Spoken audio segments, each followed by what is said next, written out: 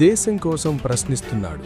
ఎవరి అశ్వమిత్? ఉత్తరప్రదేశ్కి చెందిన 14 ఏళ్ల అశ్వమిత్ గౌటమ్ సోషల్ మీడియా వేదికగా అశ్వమిత్ వేసిన ఆ ప్రశ్నలు దేశంలో జరుగుతున్న అన్యాయాలని, అక్రమాలని ఎండగెట్టేవి, అవినీతిని ఎత్తిచూపేవి. పాలకుల ప్రగల్భాలు ప్రజల వాస్తవ స్థితిగతుల్ని కళ్లకి కట్టినట్లు చూపించేవి. అందుకే అంబేద్కర్ భగత్ సింగ్ వారసుడుగా ఇన్స్టాలో తనని లక్షలాది మంది అనుసరిస్తున్నారు. ఈ చైతన్యం చూసిన పాలకులు, అధికారులకి ముచ్చెమటలు పట్టాయి. క్షణం ఆలస్యం చేయకుండా, మైనర్ని కూడా చూడకుండా సెక్షన్ 151 ప్రయోగించి ఈ జనవరిలో అశ్వమిత్ని లక్నో పోలీసులు అరెస్టు చేశారు. గంటల వ్యవధిలోనే తను విడుదలయ్యాడు.